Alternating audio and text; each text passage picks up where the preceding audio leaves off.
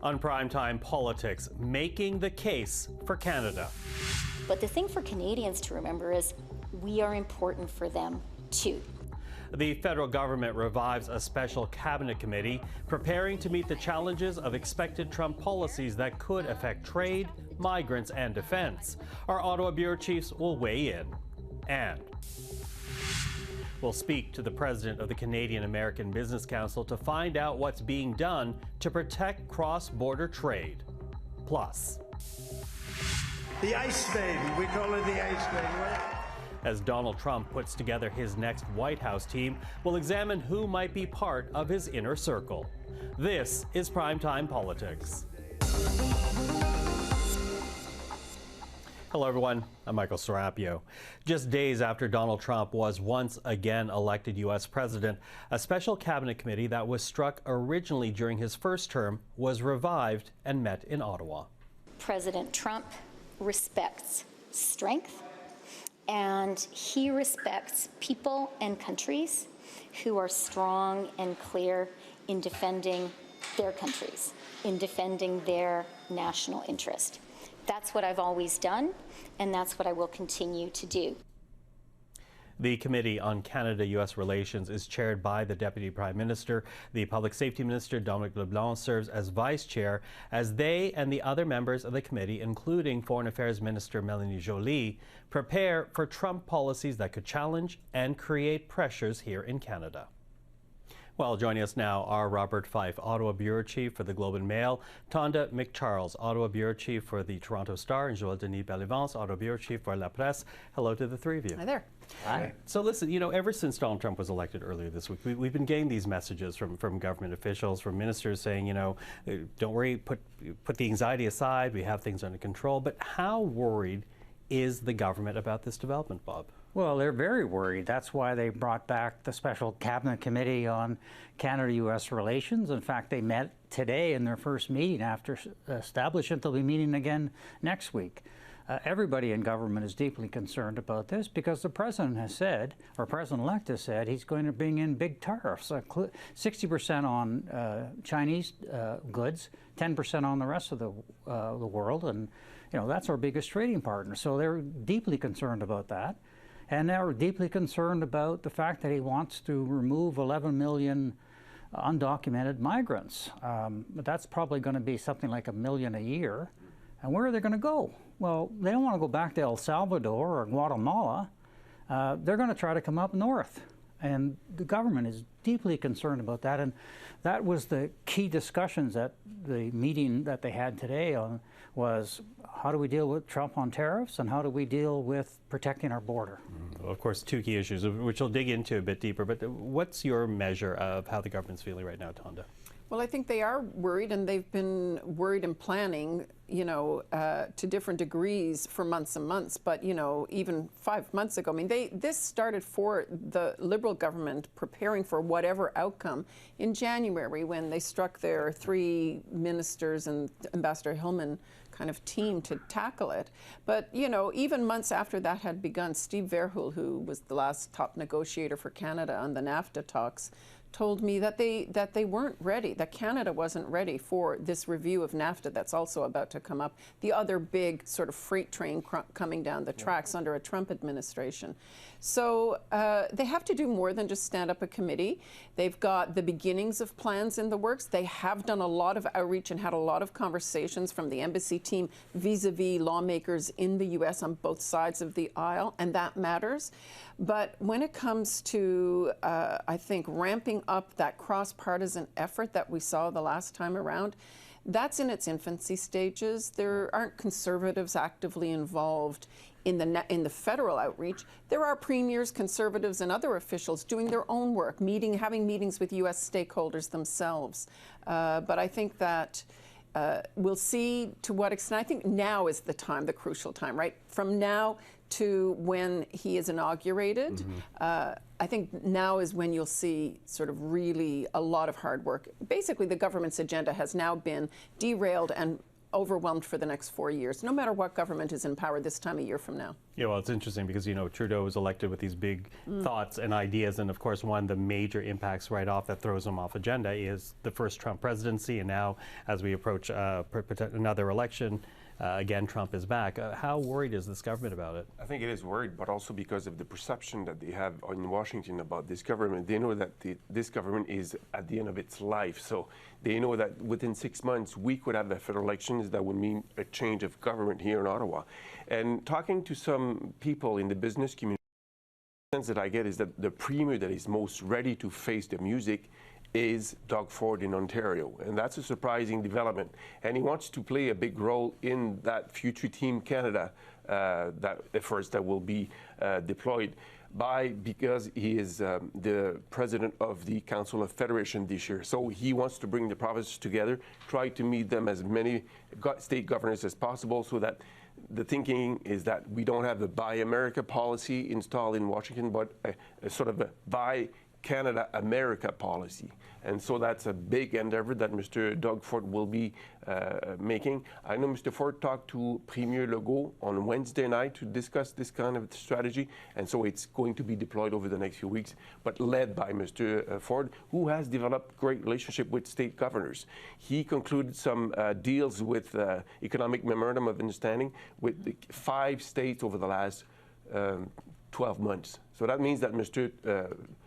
Ford was really working ahead of time, and to me, he's the most prepared politicians in Canada to face the music. Well, he's also got an election coming up, so that's what he wants to make himself look good. Yeah. But don't think that we're ever going to go back to what happened in 2016 when there was a Team Canada Canadian consensus approach. This is something that you heard Ms. Freeland and Jolly talking about today. They would love to have this. That isn't going to happen anymore. They're a year away or less than away from an election campaign, likely to be in the spring. Do you think Pierre Poilievre's going to help them out? Not at all. He's not going to help them out, and I don't think some of the premiers will either. Western premiers like Danielle Smith, why would she help them out? They're just hitting the oil and gas sector with big pollution taxes, so she's not going to help them out. Even the business community. Very upset with the way the government has handled the economy and the way they impose capital gains taxes and bank taxes, for example. They're not going to play ball anymore either, because everybody knows this government's going to be gone in 6 months or 8 months' time. So I just don't think you're going to see that same kind of approach, which was very effective last time for sure. Very effective. But, you know, I also wonder, because people are saying we know Donald Trump now, who he is. Well, we also know the dynamics between Donald Trump and this government already as well. Where does Mr. Trudeau particularly? Yeah, who he called Two-Face. So how does the personal dynamics affect Canada's ability to change Donald Trump's mind on this? I mean, look, there's a few points to be made there. The public perception of that relationship is one thing. They did have some very rocky moments after the G7 in Canada and after the NATO summit, where the hot mic caught Trudeau and other leaders talking about Trump. But oddly, and I wrote a whole piece on this last week, oddly, this is a relationship that has also found common ground in an odd way. I mean, one person described it to me as, you know, Trump likes famous people, likes celebrity, and sees Trudeau and his father, of all people, as, you know, kind of like him. And so they have these all kinds of conversations the public hasn't heard about that are seemingly friendly. But I think it goes way beyond that. I think the relationships across the border need to be on a broad base, premiers to counterparts in the state government level. But ultimately, you know, whoever they knew in the last administration, a lot of those folks have gone, a lot of them have changed. And a lot of the ones who were there before said Trump was unfit to govern. He's got a lot more hardliner contingent behind him now. And some of those relationships have to all begin anew, don't they? And at the end of the day, honestly, the takeaway I had from talking to all these people last week on the Conservative and Liberal side was that really it's not just the personal ties that matter, that, you know, yes, that matters when it's close to a deal and you can maybe push something over the line, but when the policy interests align, that's when something works. And that's going to be a hard match to make between Canadian and U.S. policy right now. Yeah, you talk about personalities and relationship between the two leaders. Who will Mr. Trump asked to work on in his administration will be very important. Elon Musk will play a big role, as we know. And Elon Musk is not a big fan of Justin Trudeau. He tweeted sometimes very negative comments himself about Mr. Trudeau. And there was also some actions, though, some decisions that were made this week that were not le hasard, a coincidence. When Ottawa announced that they was banning the Canadian branch of TikTok in Ottawa, following the victory confirmation of Mr. Trump, that was a very much planned move from Ottawa just to show that they take security matters very seriously. And they were very happy that it made the news in the Wall Street Journal and the New York Times in the United States, because they wanted to send some signals very quickly that they will take very seriously the issue of security, especially with China. Well, the one good thing is Robert Lighthizer, what Financial Times is reporting, is coming back as international trade representative. That's a really good move for Canada, because he knows he negotiated the new NAFTA agreement, and he's got a relationship with his government. But more important, he understands Canada and what's at stake. Except that he loves tariffs. He is most hawkish on tariffs in that entire administration. He never put the brakes on Trump on tariffs before. And so I anticipate that he's going to be whispering to Trump on 10% tariffs, go for it. Yeah, well, of course, we're watching all of this ahead of the inauguration on January 20th. Yep. Three of you, thank you very much. Although, you know, with Elon Musk, can you still say tweet? Can you say he X'd it now? Because it's X now, right? Okay, Bob, Tonda, JD, thank you. Thanks, Michael. Well, as we've been talking about, Donald Trump has said he will impose at least a 10% tariff on all foreign goods going into the United States, though the finance minister does believe there are reasons why Canada should be spared that. We know that our trading relationship with the United States is strong and mutually beneficial. The unique position that Canada has with the U.S. as a trading partner is based on the reality that we are the most important export market for the United States by a long shot.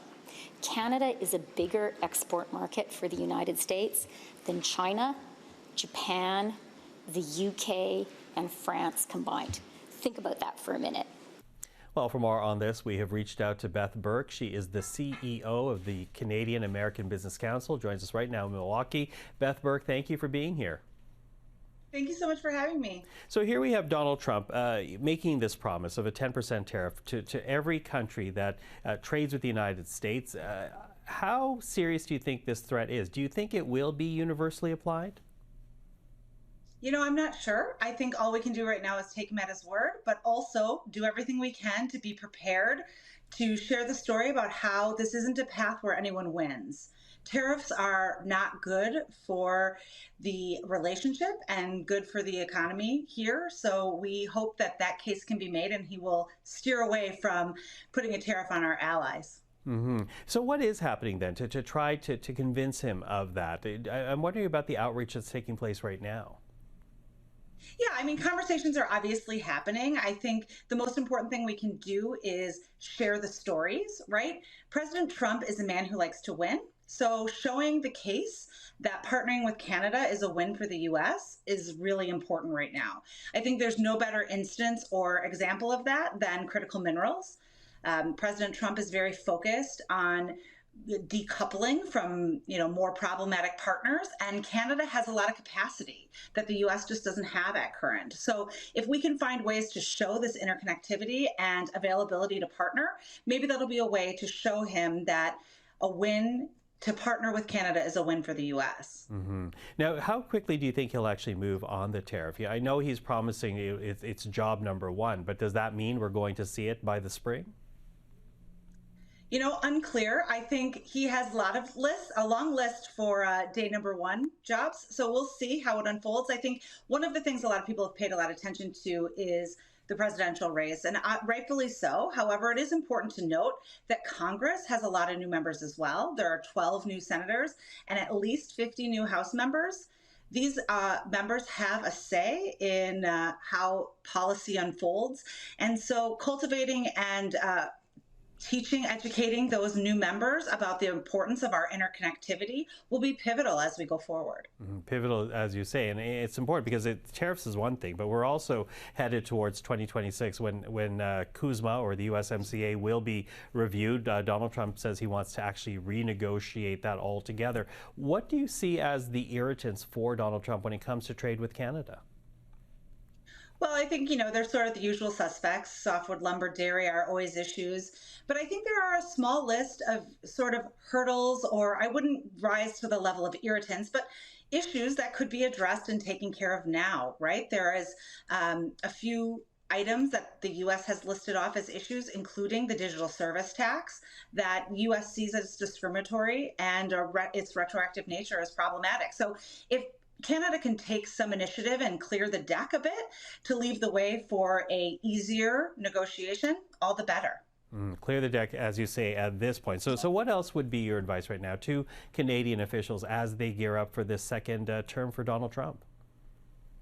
Well, I think outreach is always important. The current government has been doing a great job of reaching out. I think that also needs to continue across the entire country at not just the federal level, but also provincial. There are important relationships that will help propel policies forward. The more people can understand how the economic opportunities with Canada and U.S. partnership benefit their district, their state, the country at large, will be helpful as we look at the list of possible issues in front of us. Okay, well, we are watching both our officials and yours at this point. Beth, thank you so much for the time. I appreciate it. Thank you so much for having me. That's Beth Burke. Well, while officials here in Ottawa prepare for the impact of Trump's policies, the U.S. president-elect is starting to build his team, beginning with the chief of staff, who people were briefly introduced to during Trump's victory speech early Wednesday morning. Let me also express my tremendous appreciation for Susie and Chris. The job you did. Susie, come here. Come here, Susie. Chris, come here, Chris. Susie likes to stay sort of in the back, let me tell you. The ice baby, we call her the ice baby. Come here, Chris. Come here, Chris. Susie likes to stay in the background. She's not in the background. Well, Susie's full name is Susie Wiles, a longtime Republican operative who is said to have Trump's respect and knows how to navigate Trump's often changing influences. Joining us now to tell us more is Luiza Savage, executive editor of Growth for Politico. Luiza, nice to see you. Great to be with you on this post-election Friday as we're making sense of it all. Absolutely. Making sense, trying to catch up on sleep. Listen, tell us a bit more about Susie Wiles here, because, while many people are just being introduced to her, she does have a very long history with the Republican Party. Yeah, for sure. She's a longtime Republican strategist who is about to become probably the most important woman in Washington. She's not of Washington, right? Her career's been in Florida. But she's now going to be President-elect Trump's new chief of staff, the first woman to hold that role, the first grandmother to hold that role. It's quite something. And she's really been credited with bringing order out of chaos to his campaign operation, to really being the organizer, the rock, the solid person behind the scenes who brought it all together and was able to tell the candidate hard truths and also to sort of stoically endure any outbursts that he might have that others might have taken very personally. So she's received a lot of credit as being the solid center of his campaign. She also earned his trust. And what's so interesting about her background, she's worked for a number of Republican candidates, but it's interesting, she worked for Florida Governor Ron DeSantis in 2018. She ran his gubernatorial race. And after that, he fired her. And Trump took her on and really earned her loyalty. So she is someone who has been absolutely loyal to him.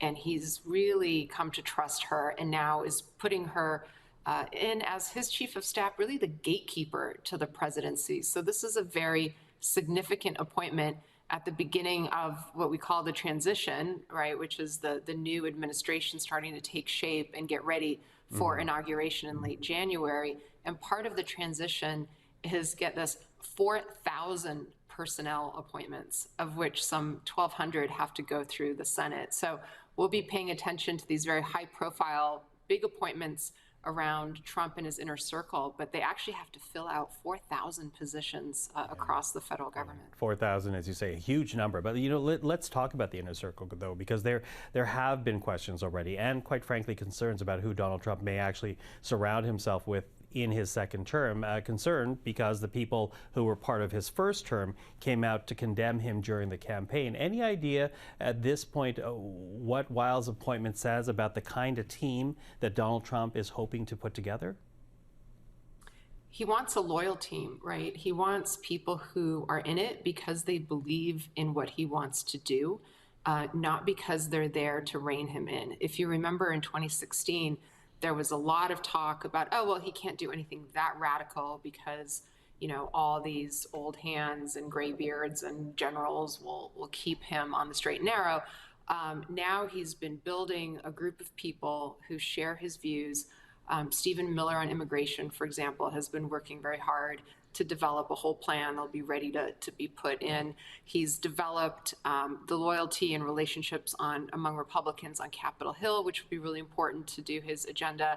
It's a very different scenario than when he kind of shocked the whole world by getting elected in 2016. And, they've been very public about what they want to do so that they could claim a mandate. It's not that he's coming in as this black box. We don't really know what he stands for. He's been very clear about what he stands for and is going to surround himself with people who agree with him and have been working on actual practical ways to enact his agenda. Well, let's talk about his agenda because, Donald Trump has promised so many things. We were already talking about it, things like tariffs, the deportation of illegal migrants. How quickly will Donald Trump move on those and other priorities, given the fact that, when you talk about mandate, not only has he won the Electoral College vote, he's won the popular vote, he's won the Senate, on his way to winning the House of Representatives right now. I think a lot hangs on whether Republicans take the House of Representatives, because if you have both the House and the Senate, that's going to be just a sea change from what we've seen for years of divided government in Washington and gridlock, right? It's been really hard to move anything forward, small ball legislation, lots of wheeling and dealing. If they take both sides of the Congress, then you can move very big pieces of legislation. And I think that the way to think about Trump's agenda is there are essentially three planks to it. There are tariffs, obviously, he talks about that a lot. Tax cuts are his big priority because his tax cuts that he enacted last time are due to expire. And thirdly, deregulation across a number of industries and areas. So I think what we should look for is how he's combining these three things and working with the Congress to push them through very quickly. And the reason I say combining is a lot of people in business and industry obviously oppose tariffs, worry about tariffs, but they love deregulation and they love tax cuts. So I think the conversation will be some combination of those three things and how to get that done very quickly. There's also still a lame duck session of Congress where I think we'll also see a lot of legislative action happening before the end of the year, too. Well, of course, we watch and always appreciate the insight. Luiza, thank you for this. Great to be with you. Thanks so much. Well, before we end our program, we wanted to note that the late Senator Murray Sinclair will be memorialized this Sunday. Best remembered for chairing the Truth and Reconciliation Commission, Sinclair was a longtime advocate for Indigenous rights. And with the TRC, he helped expose the truth and horrors of residential schools to Canadians who were unaware. Murray Sinclair died this week, and here is what we heard from one friend as he describes how Canadians must now pick up the work that Sinclair shouldered for the nation. So for those that haven't had the opportunity to spend time listening to Murray Sinclair, please do so. Read his book, listen to his speeches, listen to the literally thousands of hours of content that's online. Spend some time getting to know this incredible Canadian leader, this incredible gift to this country that we've been so fortunate to have within our midst. Listen to the words that he shared, because I have full confidence that people will be profoundly moved and inspired by those words. Murray has been an exceptional leader. Now, and on the forward-looking side of things, well, then we are all responsible for the implementation of the TRC's calls to action, and we're all responsible for reconciliation. We're all responsible for the establishment and maintenance of mutually respectful relationships. And this is work that we've been called upon to do as individual Canadians, part of this grand family that makes up this country.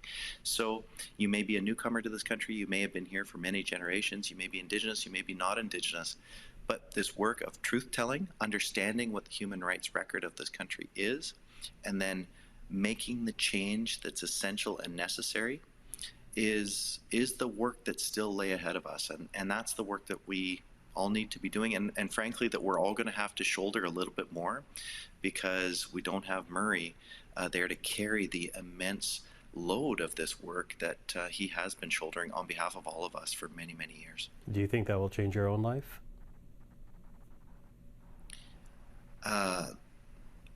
What I know for certainty is that my life has been profoundly changed for the better since I've come into contact with Murray Sinclair.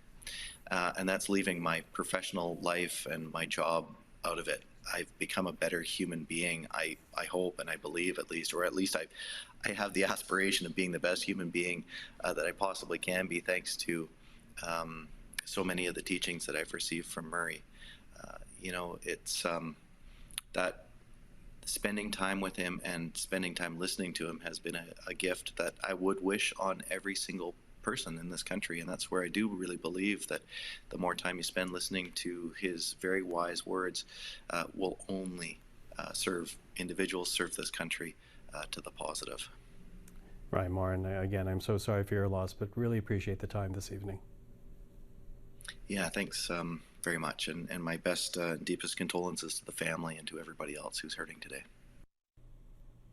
Our thanks to Rye Moran.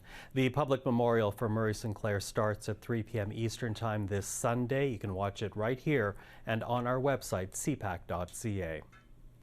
I'm Michael Serapio. For everyone here at CPAC, thank you for watching. Primetime Politics is off for 1 week, but we'll be back when Parliament returns. Until then, take care.